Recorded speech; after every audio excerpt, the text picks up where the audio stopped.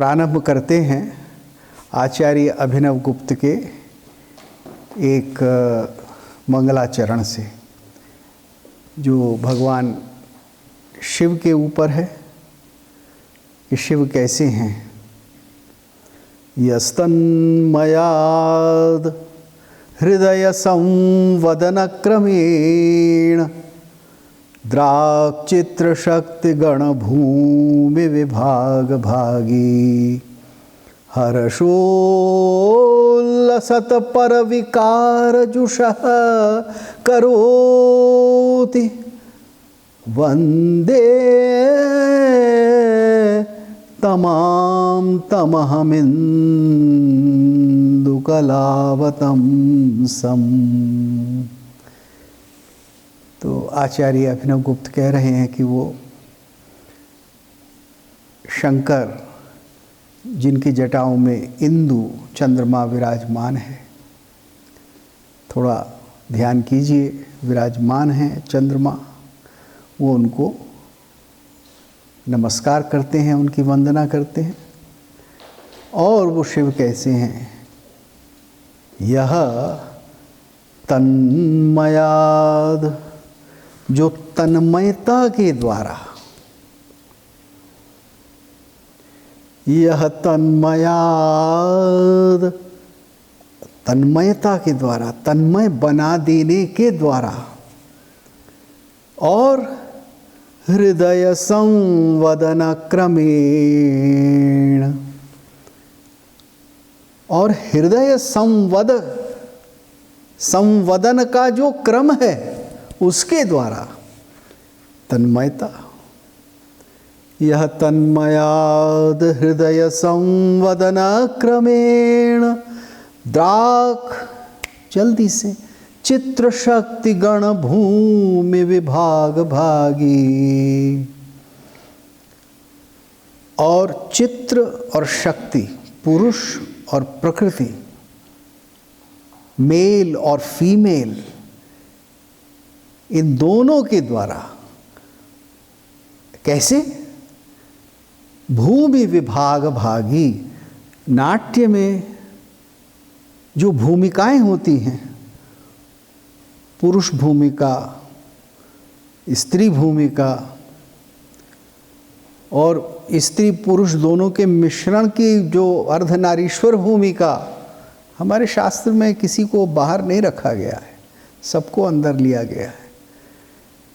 तो इस प्रकार की भूमिका के द्वारा, तन्मयता के द्वारा, संवदन के क्रम के द्वारा, हृदय संवदन के क्रम के द्वारा भूमि विभाग भागी क्या करते क्या हैं, हर्षोल्लसत, हर्षोल्लसत, हर्ष के उल्लास से, पर विकार जुषः करोति, कहाँ मिला देते हैं, पर विकार, विकारों से ऊपर ले जाते, जो रजस तमस और सत्व गुण है उससे भी ऊपर ले जाते हैं।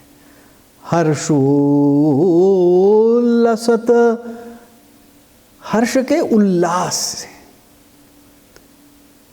यानी एक लास्य होता है, नृत्य होता है, और एक उल्लास होता है, यानी जो नृत्य आपको एक ऊंची भूमिका में, हायर कॉन्शियसनेस में ले जाए, वो उल्लसा, हर्षोल्लसत करोति वंदे तमाम तमहमिन्दुकलावतंसम्।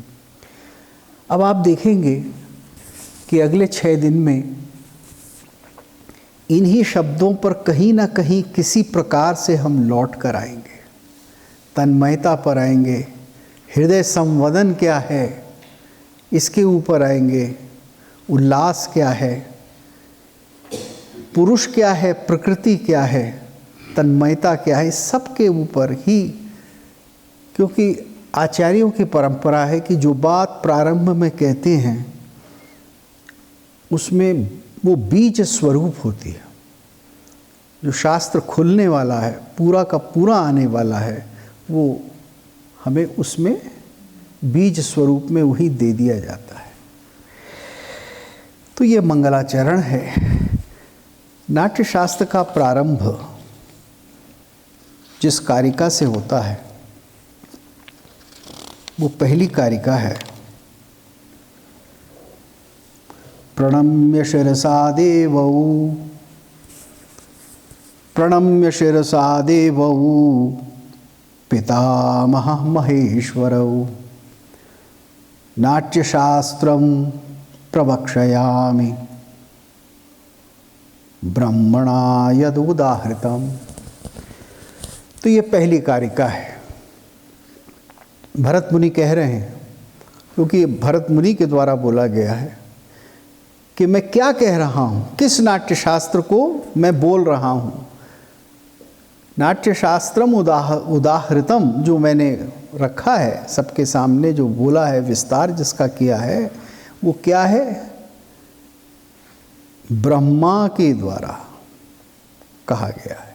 ब्रह्मणा उदाहृतम, ब्रह्मा ने दिया है, ब्रह्मा ने हमें प्रोवाइड किया है।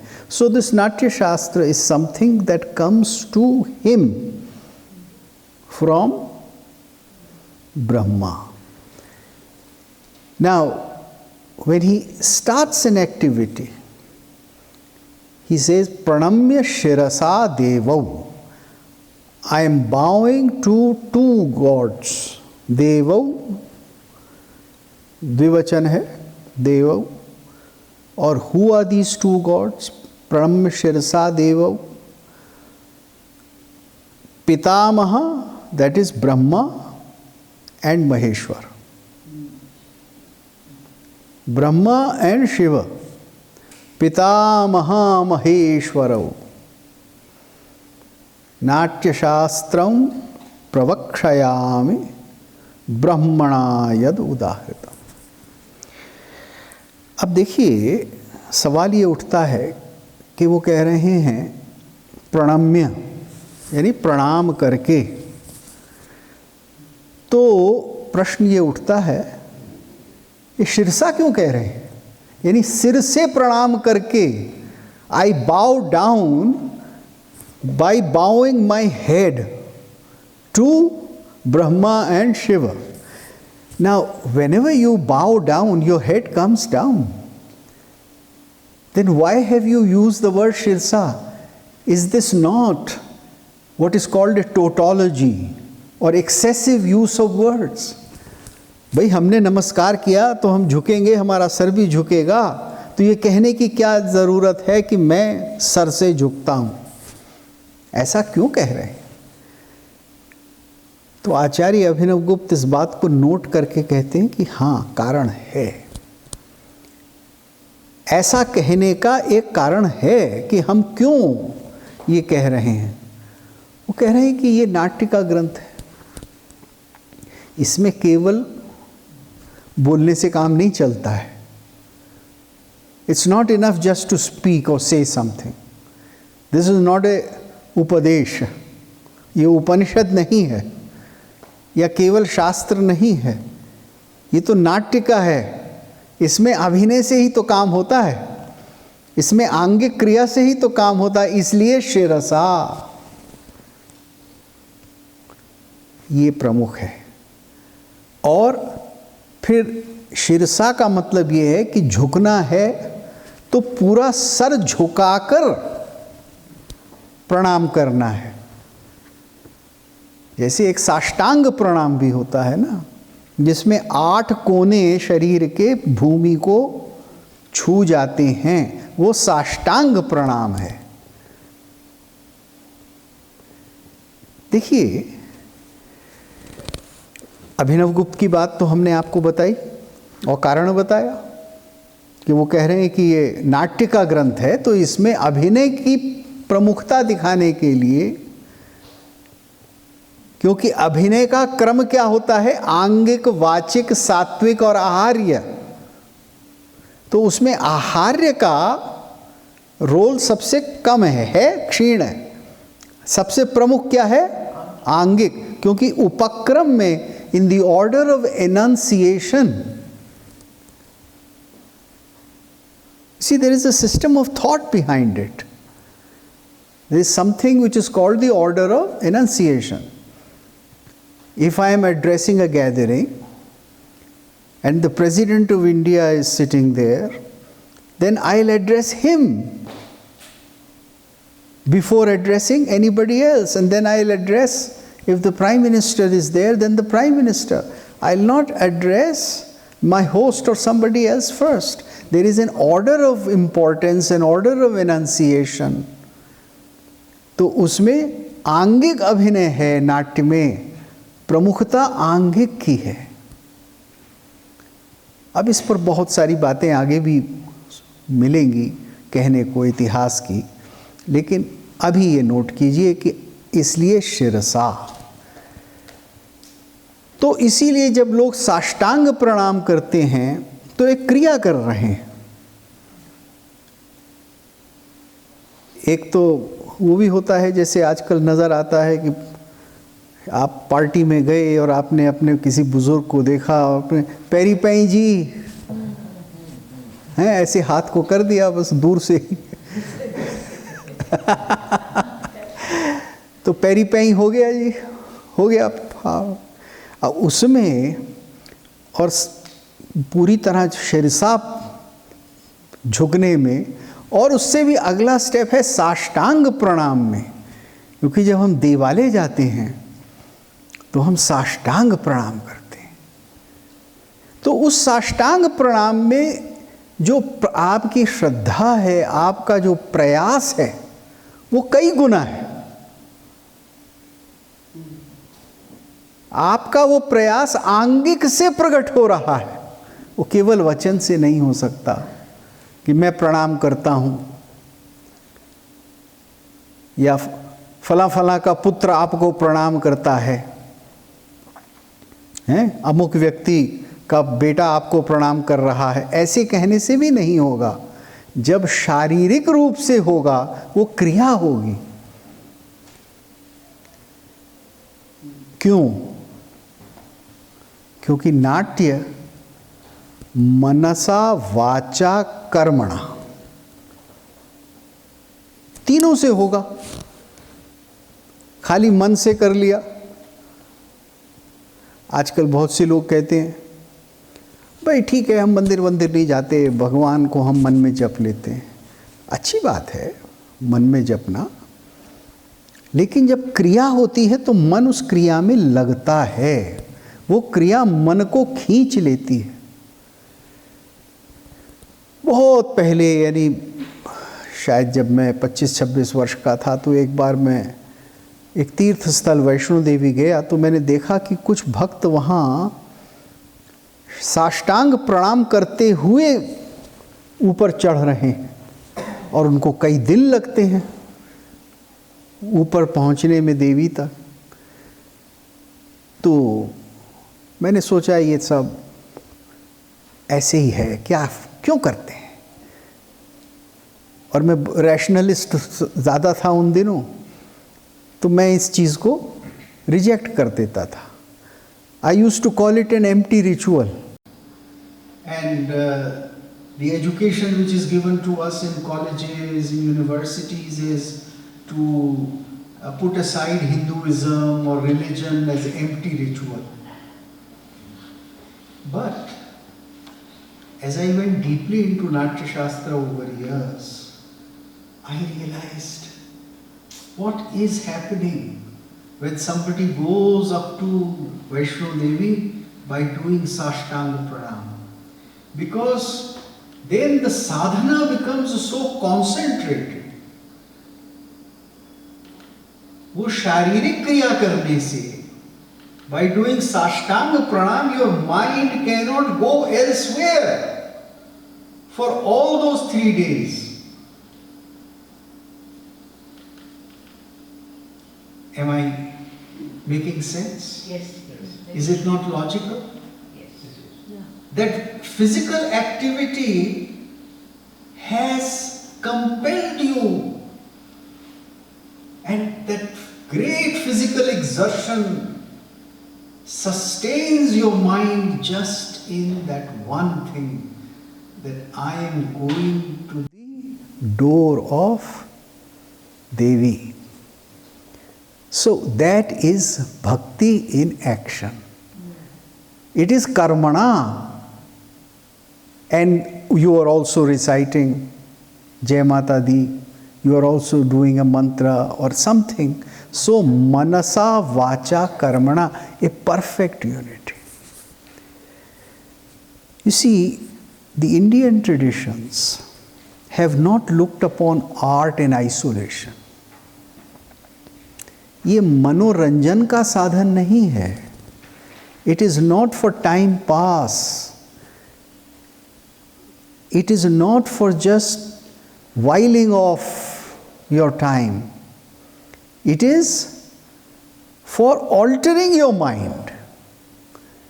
Art that does not alter your state of consciousness, your awareness, is useless art. There are too many things in this world which you can do to just entertain, to while off your time, but art is not for that purpose. So art has been associated closely with a whole life choice, that this is the choice of my life, manasa vacha karmana. So pranamya shirasa, the first two words of Natya Shastra, they simply tell us what the whole of Natya Shastra is about and why we are doing Natya Shastra. This is how we begin. This is the first Karika. Now you see, the first chapter is extremely important. You can see how many pages I am turning. I have just said something very little, but Abhinav Gupta has said so much. अभी अभिनव गुप्त के पहले श्लोक की व्याख्या पूरी नहीं हुई है. इतने सारे हमने पन्ने पलट दिए अभी अभिनव गुप्त जी. और अगर हम इन पन्नों में क्या है, अगर इस पर ही हम चलते हैं तो 7 दिन इसी में लग जाएंगे. क्योंकि व्याख्या का तरीका, प्राचीन व्याख्या का तरीका ऐसा नहीं है कि आज हमें सिर्फ इतना ही लेना है और इस पे बोल देना है. ऐसे नहीं है ये सारे शास्त्र को एक प्रकार होली देखना है, समग्रता में. What is called now often in modern critical literary usage or theory as synchronic vision, not diachronic, कि सब हमने एक नज़र में देखा. और हमारे यहाँ इसके लिए एक बहुत ही उपयुक्त, अत्यंत उपयुक्त उपमा है. अगर आपने किसी शास्त्र को पूरी तरह समझ लिया है तो क्या कहते थे पहले कि शास्त्र उनको क्या हो गया, वो शास्त्र या वो ग्रंथ या वो विद्या उनके लिए हस्तामलक हो गई. हस्त में आमलक, आपके मुट्ठी में या आपके करतल में जैसे आंवला होता है, यूं आंवला रखा है, मैं देख रहा हूँ, बंद कर ली मुट्ठी, खोल ली, देख लिया आंवला है, आंवला इज इन माई, मैं पूरे आंवले को जानता हूँ, ये है आंवला. तो शास्त्र मेरे लिए हस्तामलक हो गया, वो विषय मेरे लिए हस्तामलक हो गया. तो आप उसको पूरा देखते हैं आंवले को. इसी तरह से जिसने समझ लिया है शास्त्र को, वो शास्त्र को हर वक्त जब भी देखता है पूरा देखता है. उसके किसी एक अंग को भी देखता है तो समग्रता में देखता है, उसके एक चैप्टर को देखता है तो वो टोटलिटी में देखता है कि इसका अर्थ क्या है। यहाँ जो कहा गया है इस अध्याय में या कांड में या सर्ग में वो नहीं है। ये कैसे सारे अन्य सर्गों में, कांडों में, अध्यायों में क्या क्या कहा गया उस सबसे कैसे जुड़ा है, तभी उसका अर्थ आपको निकलेगा। अब पहली कारिका की ही व्याख्या में अभिनव गुप्त ने तो रस की व्याख्या भी कर दी, और नाट्य क्या है, नाट्य रस का लगभग पर्यायी है ये भी कह दिया है, उसको समझा दिया है। तो वो प्रणम्य शीर्षा देवों में वो सब कुछ कह गए। समग्र नाट्यशास्त्र की व्याख्या उन्होंने पहली ही उसमें कर दी। वो थिंकिंग क्या है, what is that thought process? That thought process is to look upon the text in the wholeness, because it does not reveal its meaning unless it is seen as a whole. You see, when I meet somebody, if I am meeting that person selfishly, then I will only think of my purpose of meeting that person. But if I think of the person, then I will think of the whole person. Who is she? Who is he? What is it? The self comes much later. So the Shastra is to be seen for what it is.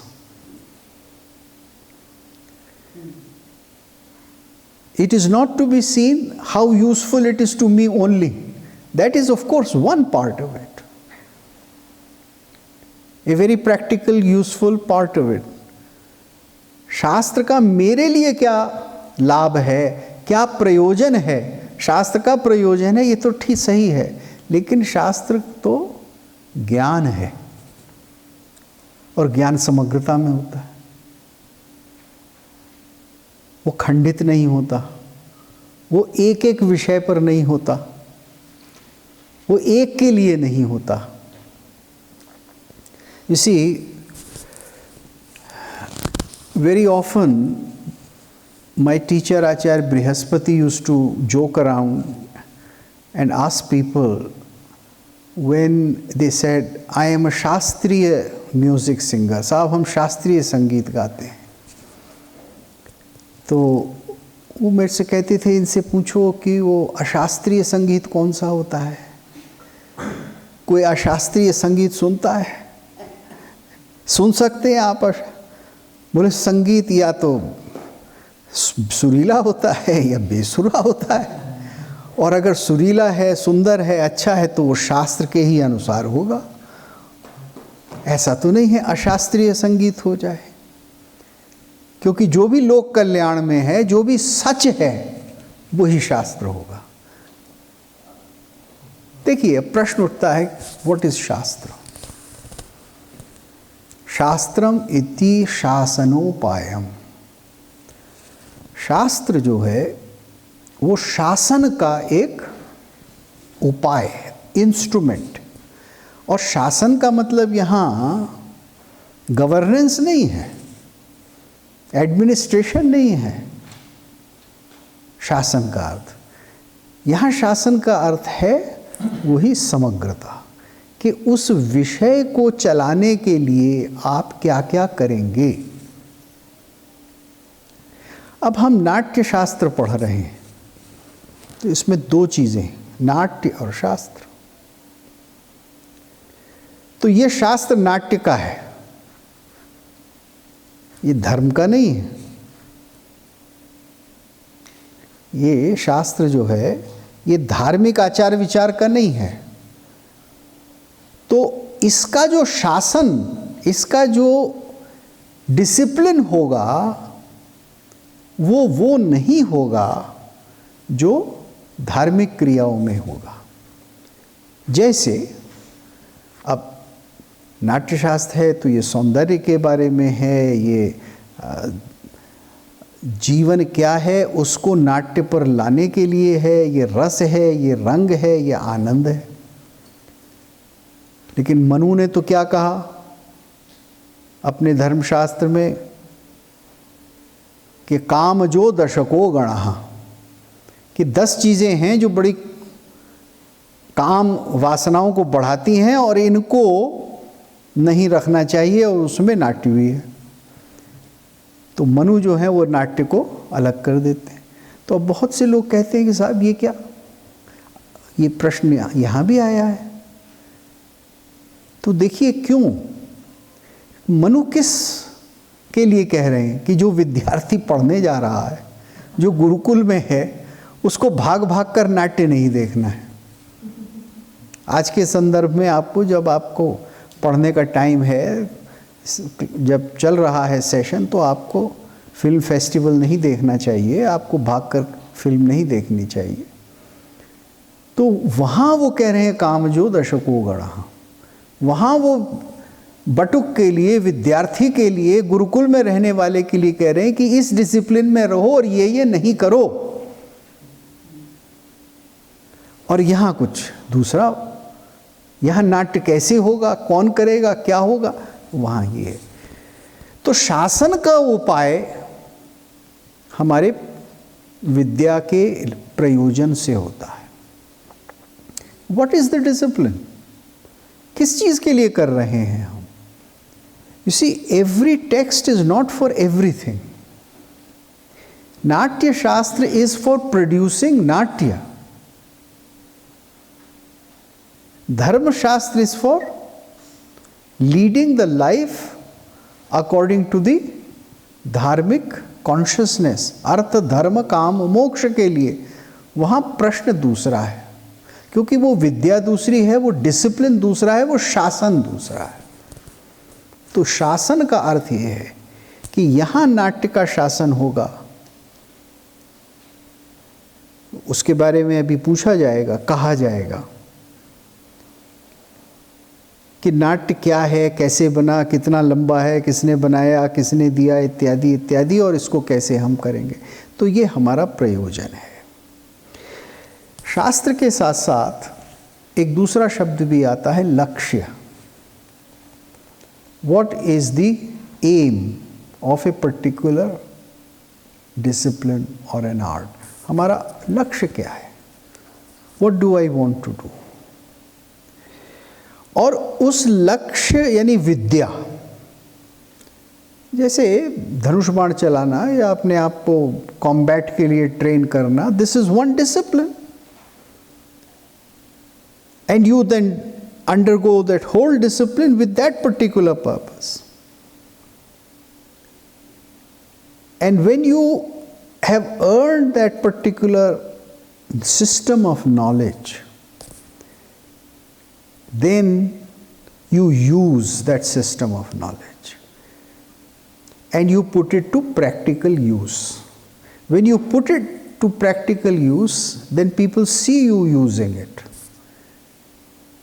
Then people say, well, these are the characteristics of using this discipline, this shasan, this system of knowledge.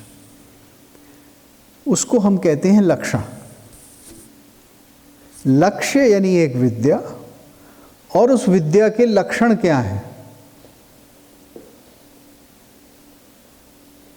तो अगर मैं scholar हूं, विद्वान हूं, तो मेरा लक्ष्य कुछ और होगा और मेरे लक्षण कुछ और होंगे, और जो विद्या जिसमें मैं चल रहा हूं उसके भी लक्षण होंगे। तो नाट्य शास्त्र में नाट्य विद्या है फंडामेंटल, और नाट्य के कुछ लक्षण है कि नाट्य ऐसा होता है, यहाँ होता है, ये लोग करते हैं, इस जगह खेला जाता है, ऐसे उसे पेट्रोनेज मिलता है, ये इसका फल है, इसलिए ये किया जाता है। ये लक्षण है, ये लोक में जगह जगह हो रहा है। तो उन लक्षणों को जब हम देखते हैं और जब उनको हम लिख देते हैं तो वही शास्त्र बन जाता है। और जब दूसरों को नहीं नज़र आता तो अच्छे व्यक्ति जो देख सकते हैं, जो टोटैलिटी देखते हैं, उस विद्या की टोटैलिटी देखते हैं। ये नहीं कि ये मेरे स्टेट के व्यक्ति ने किया है या मेरे रिश्तेदार ने ये प्रयोग किया है, ये नाट्य किया है, तो मैं उस हिसाब से बोलूं कि अच्छा था या बुरा था।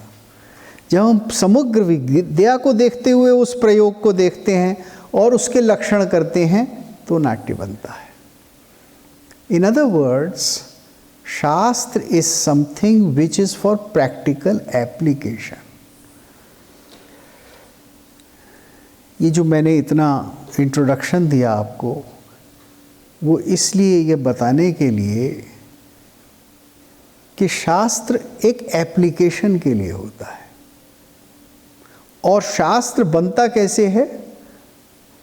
Bye seeing how people are using that particular discipline. I cannot learn how to perform surgery, brain surgery or heart surgery by reading a book. I can only learn by becoming the disciple of a great surgeon. वो विद्या जो है, वो लक्ष्य जो है, वो किसके हाथ में है? Not in the book, not in the granth, but in the hands of the great surgeon. So I have to learn the knowledge from the great surgeon and apply it. And describing that knowledge will be describing how the great surgeon does the surgery. Describing how the great surgeon performs surgery is the Shastra of surgery. वही शल्य चिकित्सा का. So, watching and seeing and analyzing how the great actors, the natties, how they perform, that is writing down the Natya Shastra. In other words, Bharat Muni has written something that he has seen being performed. तो जो विद्या, जो लक्ष्य लोक में किया जा रहा है, उसके लक्षण से लक्षण ग्रंथ नाट्य शास्त्र बना. It is not prescriptive.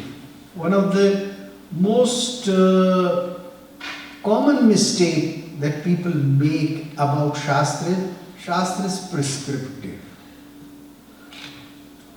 That you are supposed to do this, you are supposed to do this. साहब वो नाट्यशास्त्र में तो वो ये कहते हैं, ऐसा करो, ऐसा करो, ऐसा करो, हमें ऐसा थोड़ी करना है. Now this is not the truth. Natyashastra में वो ये ऐसे कहते हैं कि जो नाटक खेलते हैं, जो समझते हैं, जो विद्वान हैं इसके, वो ऐसा करते हैं. मैं आपको ये बता रहा हूं. और वही विवरण 36 अध्यायों में नाट्यशास्त्र है. और जगह जगह में वो कह देते हैं, आपको वो कोटेशन सुनाएंगे पढ़ के, कि जो मैंने देखा है वो मैंने कह दिया, जो आप अगर कुछ इससे भिन्न देखें तो आप वो भी इसमें जोड़ दें. Then how is it prescriptive? It is not prescriptive.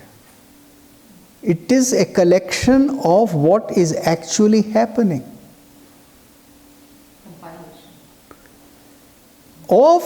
Compilation of what people are practicing. लोक में जो हो रहा है उस विद्या में, उसके लक्षणों का विवरण ये शास्त्र है. That is how it has grown. That is how people have added to it. Because new and fresh and greater freshness, people have done creations and therefore they have created. You see, very often people will say, well, Bhas breaks the discipline which Bharat Muni has given. So and so, he doesn't do this, he doesn't do this. Now one doesn't understand that there is no question of breaking it. It is adding to the tradition. The ancient extension, recreation, पुनर्रचना है. जैसे सीढ़ी चढ़ रहे हैं, कुछ इतनी दूर तक चढ़ गए, कुछ और आगे चढ़ गए, फिर और आगे चढ़ गए. परंपरा सजीव. That is the only way in which you approach the Natya Shastra. Now we come to the second Karika.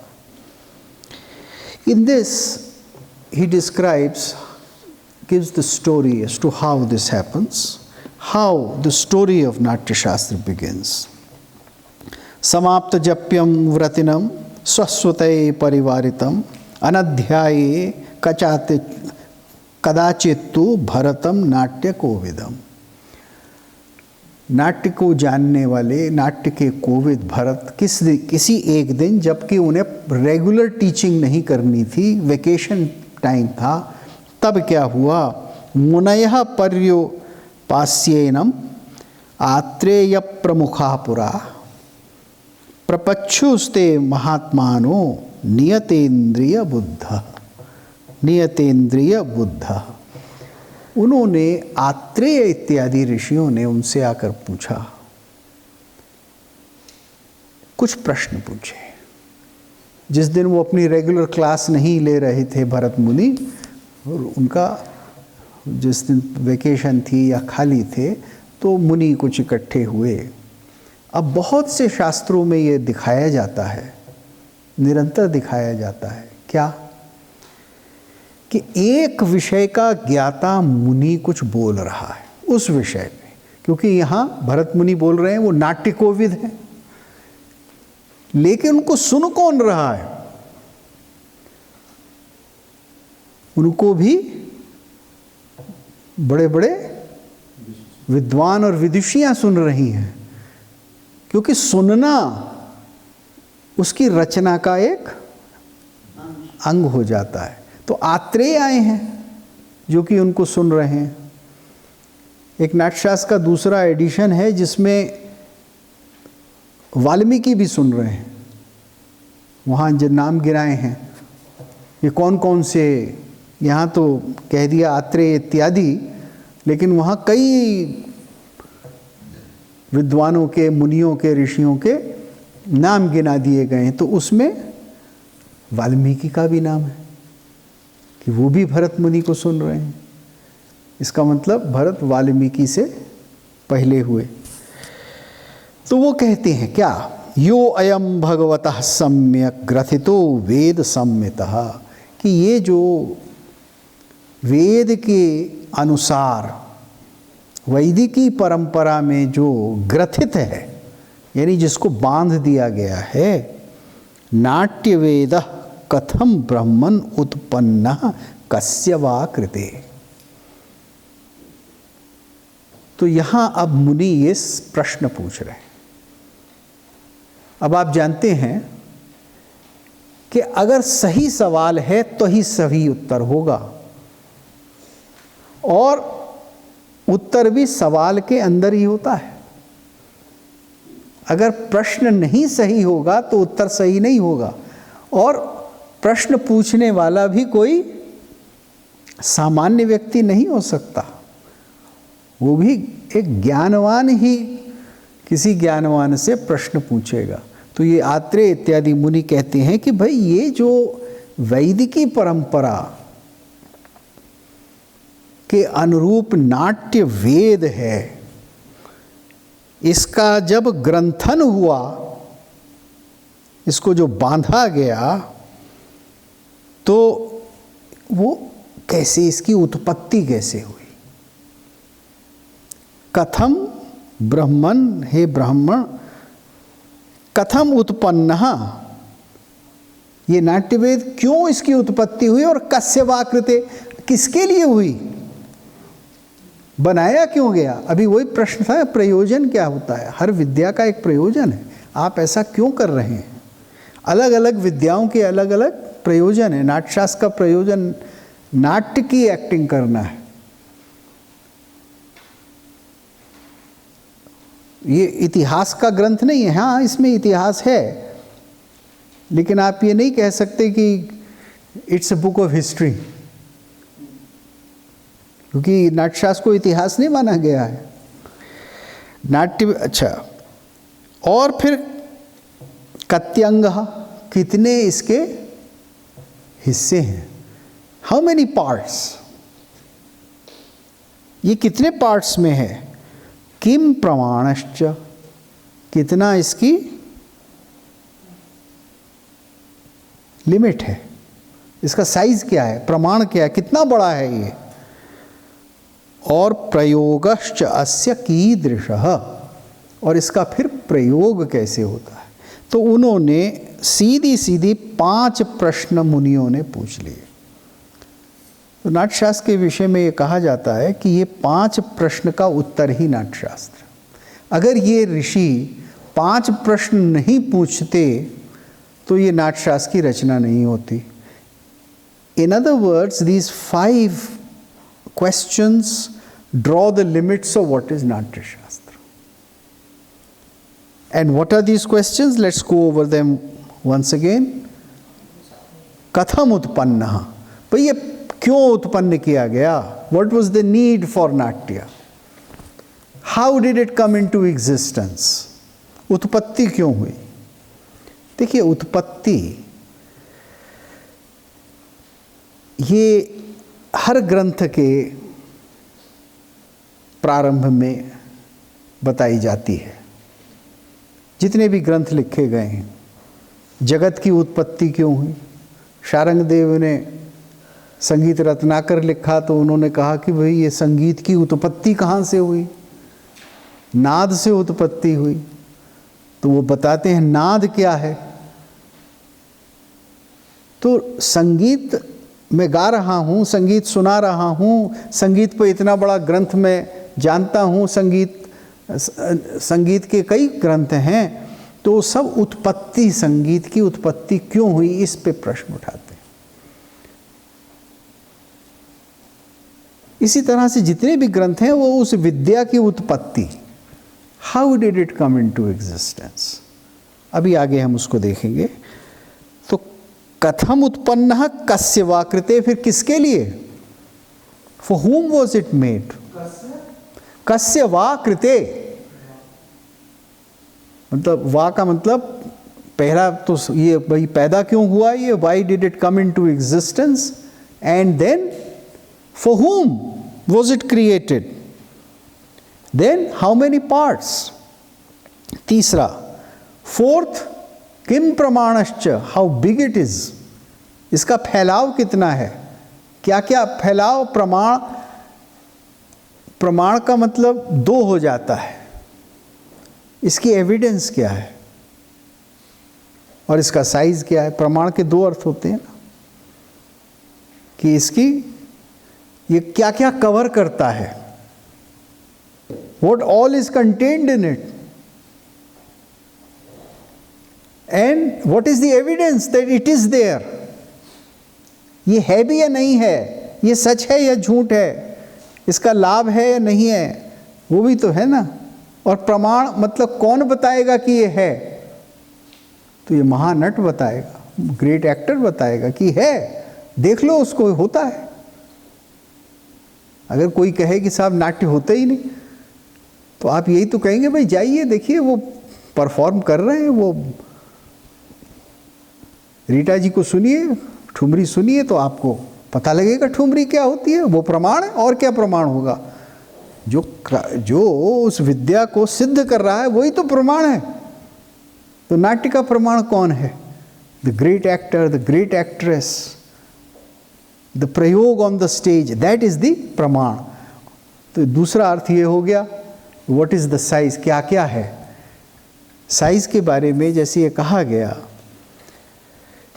that this book is of 6,000 verses, which is attributed to Bharat Muni, and tradition says that this is written by Bharat, लेकिन एक दादा भरत भी हुए थे, वृद्ध भरत हुए थे, और वृद्ध भरत का नाट्यशास्त्र 12,000 श्लोकों का था, इससे दुगना था। तो उसका प्रमाण इससे दुगना था। तो इसलिए ये सवाल जो उठ रहे हैं, इनके अंदर कहीं ना कहीं परंपरा में क्या क्या विचार हुआ है उसके बारे में एक संकेत हमें मिलता है। तो ये 5 प्रश्न का उत्तर। हाँ, द लास्ट क्वेश्चन इज प्रयोगश्च अस्य। Thank you for reminding, I stopped with the 4th। प्रयोगश्च, कि इसका प्रयोग कैसे होता है। How do you may put to action this whole system, ये विद्या आप कैसे प्रयोग means employing it, performing it. We have this word performance today. Performing arts, performance, and most of us think that this is something very new. But it is only prayog. You know, performing art or performance, this has become very important in modern Anglophonic world. But one of the leading figures of popularizing this term performing art or performance or performance theory, he is a professor called Richard Schechner, right? He has written a book, Performance Theory and all that, long time back. Where does he get all this from? From Natya Shastra. Richard Schechner is a great admirer of Natya Shastra. Richard Schechner, whole world changed when he came to India and he saw the Ram Leela. Then his whole theory of what was theatre changed as early as 1969 and 70. You see, the whole idea of what is theatre, and theatre is not what we think. By we, it means in the Western world. So what is theatre? The art of performance. And therefore then they developed the whole art of performance theory. You see, these people, they were for all this period studying in the West principles of theatre on the basis of Aristotelian descriptions. That drama is something which has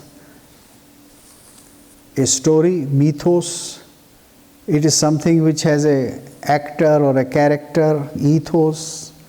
That it has discussions, dianoia. ये Aristotle की theory है ना.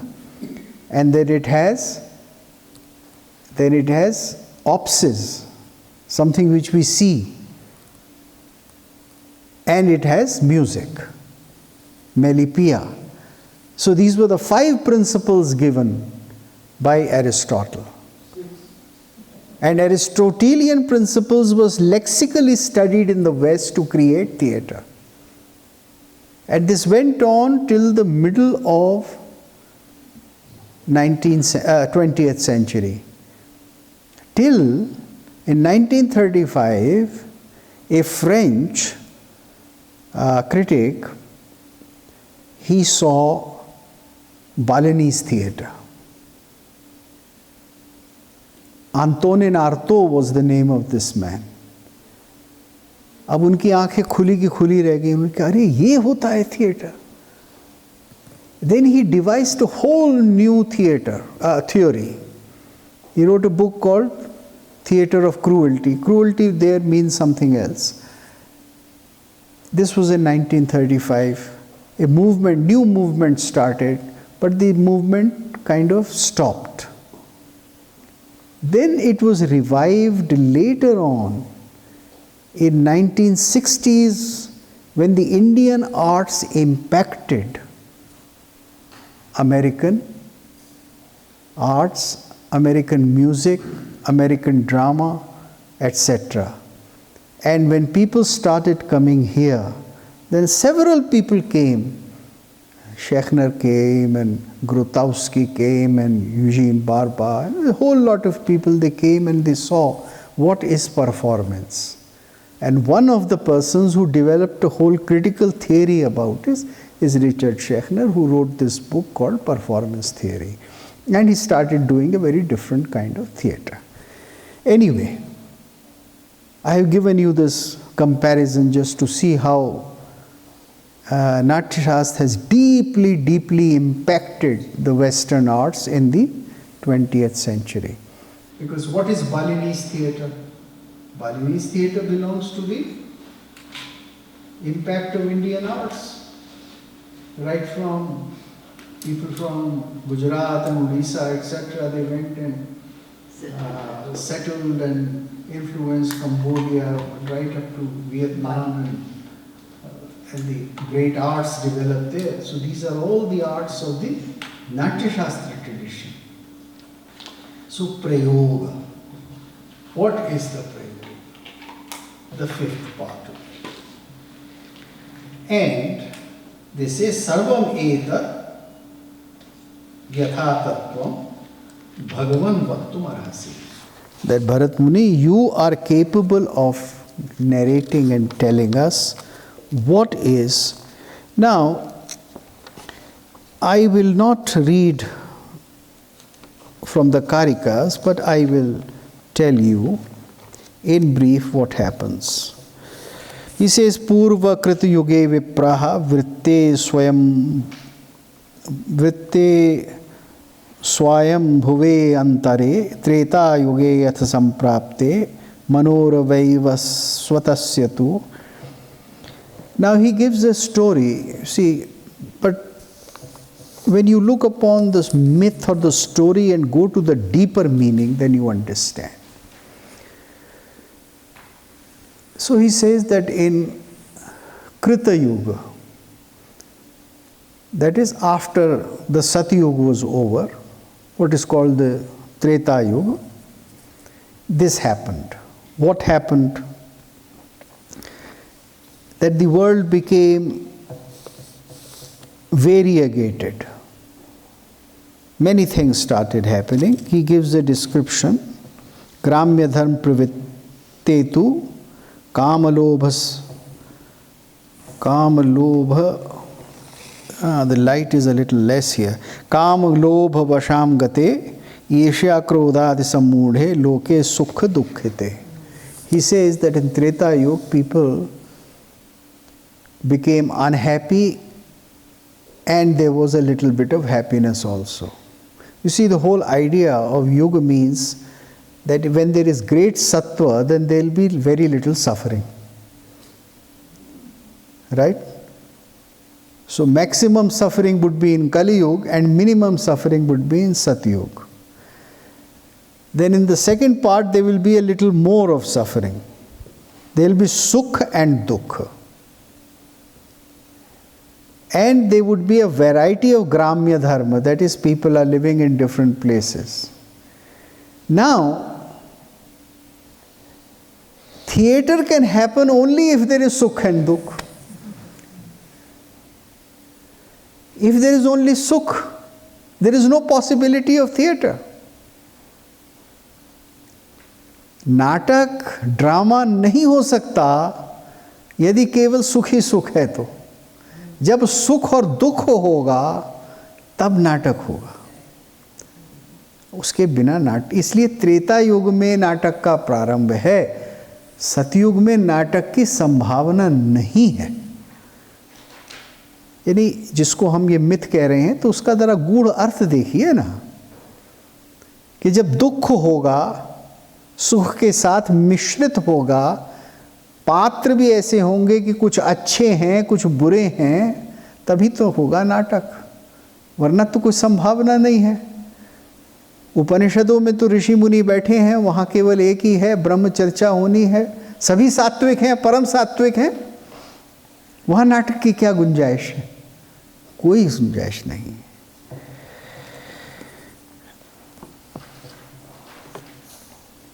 अब इस समय में इंद्र ने ब्रह्मा से कुछ जाकर मांगा। उन्होंने कहा क्रीडनीयकम इच्छामो, मुझको कुछ ऐसा एक खिलौना दे दीजिए। क्या? क्रीडनीयकम इच्छामो दृश्यम श्रव्यम च यद भवेत्। अब देखिए, ये उन्होंने तो छोटी सी बात मांग ली, लेकिन यहाँ ही एक बहुत बड़ा सिद्धांत स्थापित हो जाता है। वो कहते साहब, एक मन को प्रसन्न करने के लिए कुछ दीजिए, give me something which diverts me, but which is visual and aural, which I can hear and which I can see at the same time. At the same time. Now, we can all hear music, और बहुत बड़ा गायक गा रहा है, हमने आंखें मीच ली तो कोई बात नहीं, उसके सुर हमारे कानों में पड़ रहे हैं। ऐसे कुछ गायक होते हैं कि वो कुछ ऐसी क्रियाएं करते हैं कि आंख मीच लेनी चाहिए। ऐसा होता है, हैं? उनका म्यूज़िक का आनंद लेना ज़्यादा अच्छा है, उनको देखना इतना अच्छा नहीं होता। तो म्यूज़िक चलता रहता है। फिर आप जब एक बड़ी गायिका को या गायक को सुनने जाते हैं तो आप ये तो नहीं देखने जाते कि वो देखने में काली हैं, गोरी हैं, सुंदर हैं, नहीं हैं। अरे भाई, हम तो संगीत सुनने जा रहे हैं। विजुअल का वहाँ, हाँ ठीक है कि अगर विजुअल भी कुछ होगा तो अच्छी बात है, उनकी अदा, उनका करीना, उनकी सब चीज़ें होंगी तो बात अलग होगी। लेकिन फिर नाटक आ गया ना बीच में। फिर तो एक दूसरी चीज़ आ गई, फिर वो हम नाट्य में प्रवेश कर गए। तो पेंटिंग है, कुछ सुनने के लिए नहीं है, देखेंगे आप। इस तरह से इतनी जो कलाएं हैं, जितनी भी कलाएं हैं, वो एक समय में देखने और सुनने की इकट्ठी नहीं होती। तो इसलिए इंद्र ने कहा कि भाई ये दो मुझे। मांग तो रहे हैं क्रीडनीय, लेकिन कंडीशन लगा रहे हैं। अब ये भारतवर्ष में भक्तों की विशेषता है। भगवान से मांगते हैं, लेकिन प्रभु ऐसा देना। वो एक जोक है कि किसी ने कहा कि मुझे ये दे, तो भगवान ने कहा देख ऐसा है, जो तुझे दूंगा पड़ोसी को उससे दुगना दूंगा, ये सोच ले। तो उन्होंने कहा ठीक है महाराज, मेरी एक आंख फोड़ दो। तो भक्त मांगते हैं। आप ये देखिए ना कि वो कौन था जिसने प्रहलाद के पिता का क्या नाम था, हिरण्यकशिपु। तो उसने कहा कि ना तो मैं आकाश में मरूं, ना मैं पृथ्वी में मरूं, ना मैं किसी अस्त्र से मरूं, ना मैं किसी शस्त्र से मरूं, ना मैं सुबह मरूं, ना मैं शाम मरूं। उसने मांगा तो कंडीशन लगाई। तो ये कंडीशन लगा के मांगना, ये पूरे भारतीय परंपरा में आपको निरंतर मिलता है।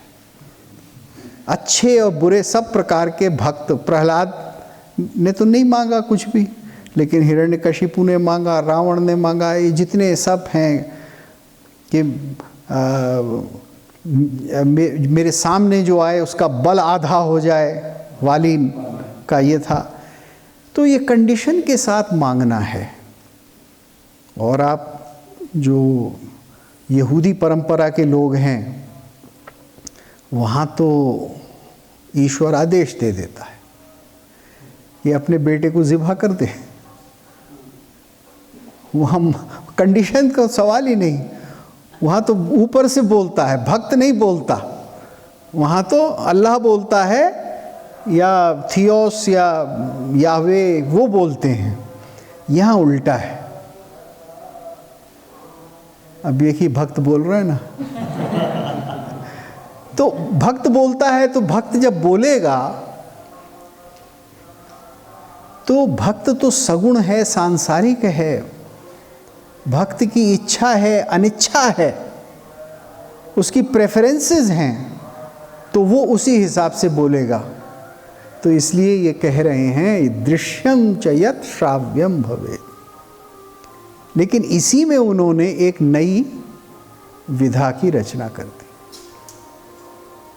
एक नई आर्ट फॉर्म आ गई ना। There was not something like this earlier. So Brahma said, all right. Now, it's very important to understand what he asked and what he was given. ये अच्छा है, इनकी आरती हो रही है। अब उन्होंने एक कारण भी कहा कि हम ऐसा क्यों मांग रहे हैं। तो इस कथा में देखिए एक पूरा गूढ़ अर्थ है जिसको समझना चाहिए।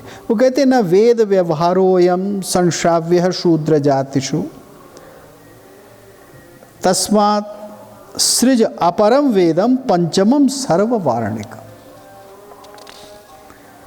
उन्होंने कहा कि देखिए वेद जो है वो शूद्र जाति के लोग नहीं पढ़ते, यानी तीनों जातियां तो वेद पढ़ती हैं, ब्राह्मण क्षत्रिय और वैश्य, लेकिन शूद्रों को नहीं मिलता है। तो आप क्या करें, वो ज्ञान जिससे वो वंचित हैं वो आप पंचम वेद की रचना से करें। अब पहले बात क्या कह रहे हैं, देखिए यहाँ दो चीज़ें चल रही हैं निरंतर। एक नाट्य शास्त्र चल रहा है और एक नाट्य वेद चल। तो क्या नाट्य शास्त्र और नाट्य वेद एक ही हैं? अब देखिए जब मुनि कहते हैं, जब मुनि तो वो भी नाट्य वेद के बारे में प्रश्न पूछते हैं। नाट्य वेद कथम ब्रह्मन। भरत मुनि से जो वो कह रहे हैं तो वो नाट्य शास्त्र के बारे में नहीं कह रहे, सबसे पहले नाट्य वेद के बारे में कह। लेकिन आगे जब वो पढ़ रहे हैं उत्पत्ति तो उन्होंने नाट्य वेद की, आगे बढ़ रहे हैं तो फिर तो और कह रहे हैं कि किसके लिए बनाया, कितना बड़ा था, वो और जो चार चीज़ें आ गई। अब वो और चार चीज़ें तो वेद के लिए नहीं हो सकती ना, ये समझिए पहली बात, क्योंकि वेद तो ज्ञान है। ज्ञान तो मूर्त नहीं होता, वो तो टेंजिबल नहीं होता। Knowledge is not something which is synonymous with a book. Knowledge is not something which is synonymous with a practice. Knowledge is something which is beyond anything material. तो नाट्य वेद जो होगा, वेद जो होगा, ज्ञान जो होगा, उसका तो कोई प्रमाण नहीं होगा, वो तो किसी प्रयोजन से नहीं होगा, वो तो विशुद्ध ज्ञान होगा। तो इसलिए जब वो आगे की बात कर रहे हैं तो वो बात चार लक्षण जो मांग रहे हैं वो नाट्य शास्त्र के हैं। क्योंकि नाट्य शास्त्री तो इतना बड़ा है, 36 अध्यायों का है, 6000 श्लोक हैं। उससे पहले वृद्ध भरत का 12000 श्लोकों का था। नाट्यशास्त्र का प्रमाण होगा कि सारे भारत को कवर करता है, क्या क्या कर रहे हैं। नाट्यशास्त्र ही एक युग में होगा, त्रेता युग में सुख और दुख उसके साधन होंगे, क्योंकि ज्ञान में तो ये कुछ नहीं हो सकता। नॉलेज तो अमूर्त है, वो तो ज्ञान है, वो तो वेद है, तो वेद का तो कोई रूप नहीं होता।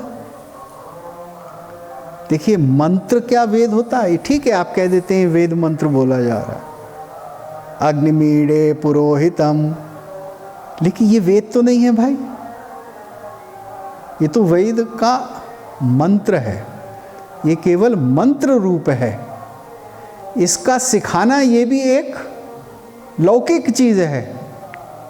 वेद जो है वो तो साक्षात ज्ञान है। तो वेद, नाट्य वेद अलग है और नाट्य शास्त्र अलग है। वो क्या मांग रहे हैं? वो नाट्य वेद मांग रहे हैं। पंचम वेद मांग रहे हैं। क्रीडनी एक तो मांग रहे हैं, एक एंटरटेनमेंट तो मांग रहे हैं, लेकिन किस लिए? सिर्फ अपने आप को एंटरटेनमेंट करने के लिए नहीं मांग रहे, वो ज्ञान के लिए मांग रहे हैं। और दे भी क्या रहे हैं? ब्रह्मा नाट्य वेद दे रहे हैं, वो नाट्यशास्त्र नहीं दे रहे। नाट्यशास्त्र लिखना, नाट्यशास्त्र बढ़ाना, उसको आगे पढ़ना, पढ़ाना, लिखना, वो भरत मुनि का काम है। ब्रह्मा थोड़े ही आपको दे देंगे नाट्यशास्त्र। भगवान शंकर ने भी तांडव के लिए क्या कहा? तंडु से कहा, भाई चलो गो अहेड। आप समझिए, ज्ञान जो है वो विशुद्ध है, वो मनसातीत है, वो कालातीत है, वो टाइम और स्पेस में नहीं है। It is beyond space and time.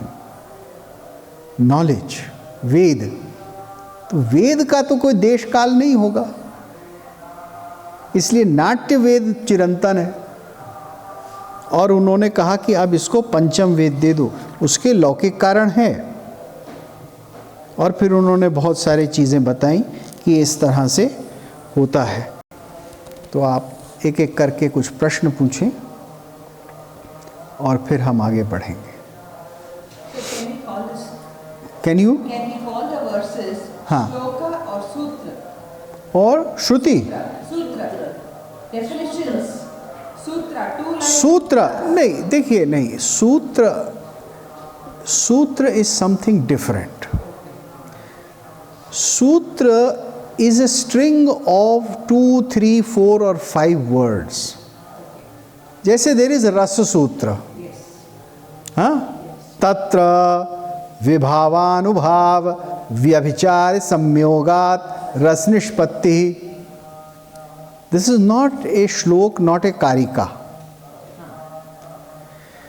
Because ए सूत्र is defining certain things without giving any detail.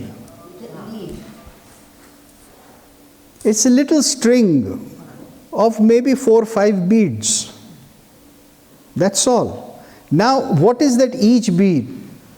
What is Tatra? You see, when we come to 6th chapter, then we'll take up the Rasa Sutra. Then we'll say Tatra, what is the meaning of Tatra here? What is the meaning of Vibhava? What is Anubhav? Etc. Now, that is a Sutra. Natya Shastra has no only sutras. It can be called a shloka. No, Natya Shastra really has these shlokas, 6,000 shlokas, which are also called karikas. Another name for that, more technical name. Karika in Hindi or in Sanskrit? In Sanskrit, these are all Sanskrit words, karika.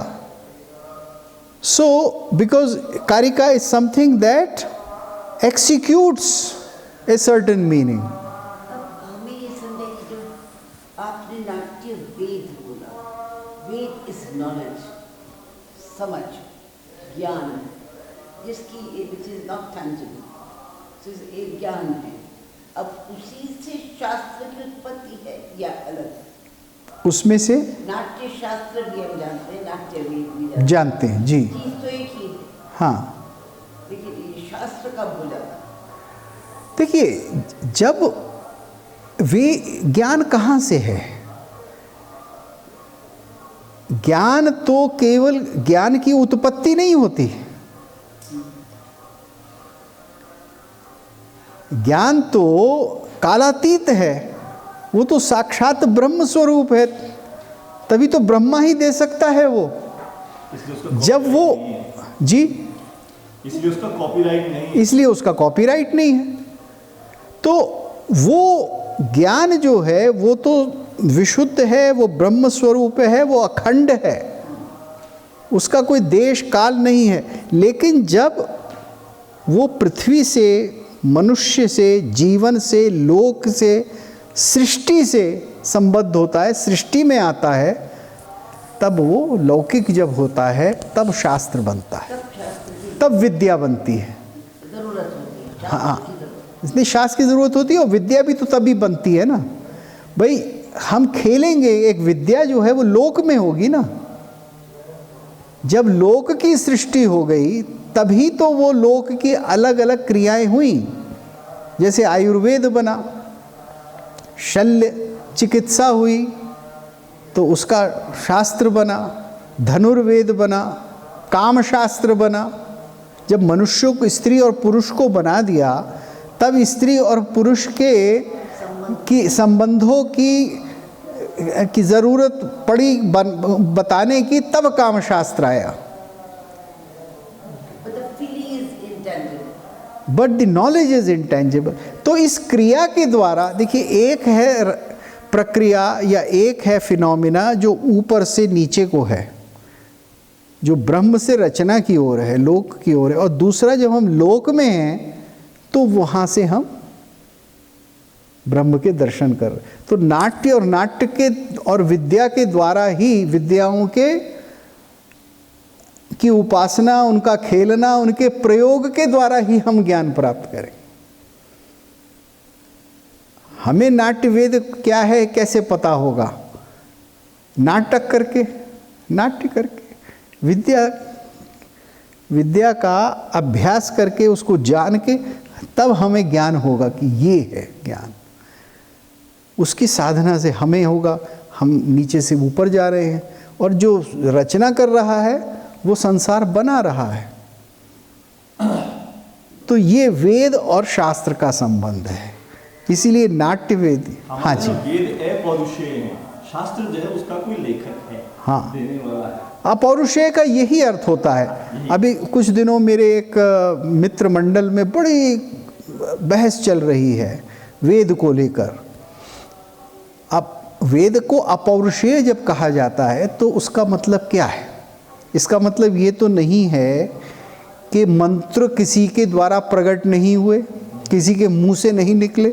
अरे भाई, वो तो जिनके मुंह से निकले उनका नाम दिया हुआ है। वो ऋषि और ऋषिकाएं जो स्त्री और पुरुष थे, उनका पूरा नाम, इतिहास, यहाँ भी भरत मुनि का है ये सब नाम। तो वो देश और काल में है, लेकिन उसमें जो ज्ञान है, वेद तो वो है ना, वेद मंत्र तो नहीं है। अब ये आसान नहीं होता समझना, विशेषकर पश्चिम के लोगों के लिए ये समझना बहुत मुश्किल होता है कि आप तो वेद को अपौरुषेय कह रहे हैं, लेकिन ये तो इतने सारे ऋषि हैं, उन्होंने लिखा। हाँ, वो प्रकट हुआ है उन पर। ये समझना मुश्किल है। नहीं, इसीलिए तो अभिनव भी कहते हैं कि परंपरा की सीढ़ी चढ़ के मैंने सत्य के दर्शन किए। वो ये नहीं कहते मैंने उसको प्रकट किया, मैंने उसका कॉपीराइट है बनाया, मैंने देखा बस, और दूसरों के कंधे पे चढ़कर मैं कुछ और देख रहा हूँ। तो वो जो देखकर जो ज्ञान है, दर्शन जो है, वास्तव में तो चीज़ वो है, वही साधना का फल है, वही साध्य है। तो इसी तरह से साध्य वेद है, लेकिन उसका साधन नाट्य शास्त्र है, शास्त्र है। शास्त्र के कॉन्टेक्स्ट में नाटक के कॉन्टेक्स्ट में नाट्य शास्त्र है, काम के कॉन्टेक्स्ट में काम शास्त्र है, धर्म के कॉन्टेक्स्ट में धर्म शास्त्र है, अर्थ के कॉन्टेक्स्ट में अर्थशास्त्र है।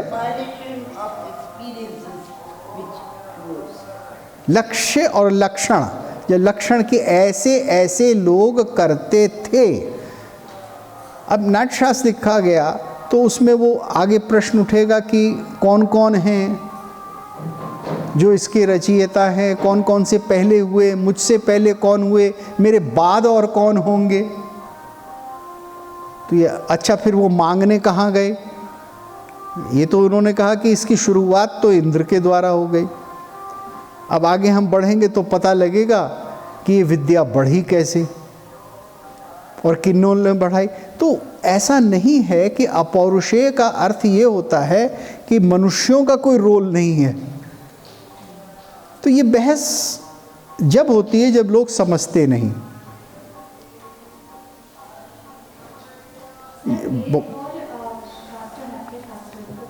हाँ, थोड़ा जोर से बोलिए। क्या चीज़ कॉम्प्लीमेंट्री? शास्त्र और वेद। नहीं, देखिए, कॉम्प्लीमेंट्री नहीं है ये, क्योंकि it's difficult to say, like, can I say that my mother is complementary to me? No, my mother is my creator. I mean, in worldly terms. She has given birth to me. So you could say that my brother is complementary to me, or my sister is complementary, because we are Same source. yes, we are of the same womb, but the womb is beyond us. It cannot be the same. Yes, question? Say that again. Yes, Veda. Well, you see, the question of greater and smaller, Later. creator, exactly. That's the Ved, she said. That's the Ved. That is Ved. That's key. Is- Which is first and which is later. Which is first is the Ved first and then Shastra, or Shastra then the Ved. That's what the Ved. Which comes first? You see, this is one of the great questions of philosophy. One of the major questions of philosophy. Is it the chicken first or is it the egg first? This is the No, you have already given the answer. Ved is beyond time and space, and Shastra is within time and within time. See? And it goes on changing also. So a Shastra will continuously change. Because it is in space and time, so it will continuously change in times, in places, in regions. It has to change automatically.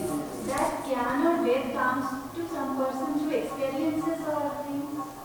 Because how did it come to somebody when that person performs? No, when the person performs, then the person is performing something he or she knows, but is realizing something which dawns upon him or her. Yeah. So the whole purpose of art in India has been to lead you to a higher consciousness. You see, and this is acknowledged outside the texts of art. Veena vadana tattvagyo jati shruti visharadaha talagyo aprayasena moksha maragam niyachati. Now Yajnavalkya Smriti, Rita ji says that somebody goes on the marg of moksha. Who is that somebody? Veena vadana tattvagyo, one who knows how to play the veena well. Tattvagnya. Veena vadana tattvagyo jati shruti visharada. Jati and shruti are ancient terms for ragas and notes. Jati shruti visharada, one who knows that. Talagya, one who knows what is tala. What happens to him? Moksha margam niyachati. He goes on the path of salvation, moksha. So, arts have always been considered as emancipatory. So there is the higher, here again, what is this? Pancham Ved is being given. Pancham, of course, now many people will say that, look, I mean, many people do say, and this is a big controversy, and I'm sure that in most schools of drama, including National School of Drama, you are taught that this is a Brahminical text, and Brahmins are saying that Shudras are downcast, and so let us give them something useful. So you look upon it only in terms of the caste hierarchy and classification. But if you look at the whole thing symbolically, then this is true of every caste, every region, every society. That those who are uneducated formally, those who have not gone to higher institutes of education, they need to know what is the content of higher education. Now tell me, which is that civilization on the face of earth which is so concerned in practicing, in providing the very content of higher education to those who are not going to get higher education ever? In India, who has sustained philosophy? Who has sustained the different fundamental concepts like Punarjanma, like Atma, like Karma, like Dharma? Huh? Movies, cinema. And what is cinema? Cinema is Natak. Cinema is Natya Shastra. I mean, it is Pancham Ved.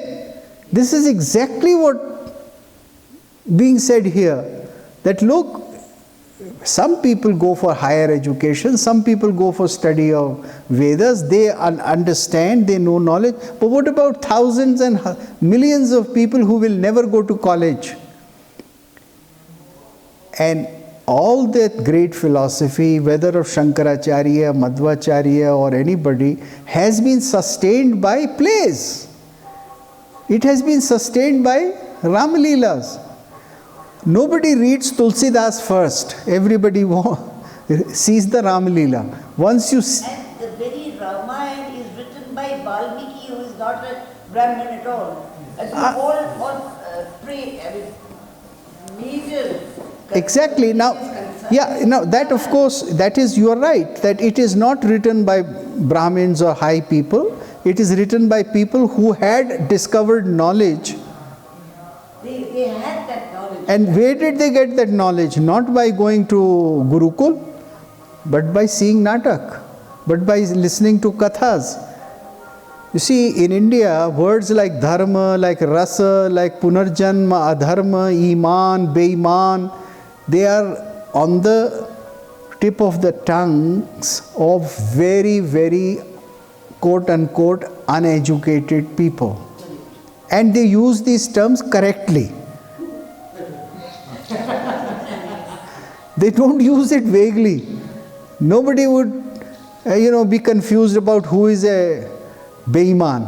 When somebody says, "Tera to kuch iman nahi hai," then he knows the iman dharam nahi hai. Then he knows what he is talking about. Precise, clear use of the term. How is it that these words have become so popular among the ordinary folks?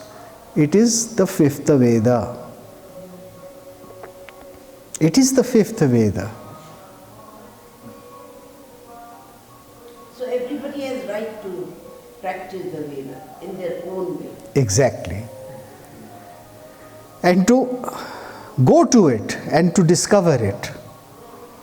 And the whole history of last 800 to 900 years of saints and philosophers is the history of people who came from non-formal education background. जितने दास कवि हुए, जितने भक्त हुए, उनके पास formal education का भी कुछ हिस्सा था और नॉन फॉर्मल एजुकेशन भी थी, और दोनों ही चीज़ें थी. So this whole system of transmitting knowledge is the higher purpose. हाँ सर, दो तीन छोटे सवाल थे. हाँ, जोर से बोलिए जरा. हाँ, एक जो तीसरा आपने सवाल बताया था, एक तो कथम उत्पन्नम है, कस्य वाकृते, थर्ड क्या था वो मैं नोटिस. कस्य वाकृते, उसके बाद फिर वो कहते हैं, लीजिए मैं, नहीं वो जो किम प्रमाणश्च, हाँ हाँ, ये तीसरा पूछ रहे हैं. हाँ, किम प्रमाणश्च, हाँ How it came into existence. उत्पत्ति। देखिए, सबसे पहले तो उसकी उत्पत्ति है, कथम उत्पन्नम, ठीक है जी। अच्छा, फिर वो कहते हैं कस्य वाकृते, किसके लिए उत्पन्न हुआ, दूसरे इसके कितने अंग हैं, कत्यंगम, और चौथा है किम प्रमाणश्च, कितना बड़ा है। थर्ड क्या है सर, फिर से बोलिए। अच्छा देखिए, पहला उत्पत्ति, दूसरा प्रयोजन, तीसरा उसके कितने हिस्से हैं, और संस्कृत में क्या श्लोक क्या है? कस्य अंग, कस्य। कत्य अंग, यानी कितने, कत्यंग, कस्य अंग तो वो कस्य अंग तो बाद में कह दिया ना, किम प्रमाणश्च में, और किम प्रमाणश्च और प्रयोगश, और इसका प्रयोग कैसे होता है, कैसे इसको हम खेलते हैं, क्योंकि जब तक प्रयोग नहीं होगा तब तक पहले चार बेकार है। सर 2-3 सवाल और थे उससे जुड़े। हाँ बिल्कुल। तो ये जो इसका रचना काल है नाट्य शास्त्र का या नाट्य वेद का, वो कौन सा युग है? वो सतयुग? देखिए, वेद का तो कोई काल हो नहीं सकता, लेकिन अब इन्होंने तो स्पष्ट कह दिया है कि ये त्रेता युग में ऐसा हुआ, इंद्र ने त्रेता युग में कहा। अब आपका प्रश्न अगर ये है कि मॉडर्न क्रोनोलॉजी में ईस्वी कौन सी थी, तो वो एक प्रश्न अलग है। अगर आप, जिसको हम आधुनिक क्रोनोलॉजी कहते हैं कि भाई वो 2nd सेंचुरी एडी था या 5th सेंचुरी बीसी था या 10th सेंचुरी, अगर वो प्रश्न है तो उसको मैं थोड़ा बाद में लूँगा। नहीं वो नहीं, मैं इसी युग के बारे में। हाँ, तो इन कथा में, कथा के अनुसार जब वो कहते हैं कि जब सतयुग से आप बाहर आएंगे, जब दुख होगा।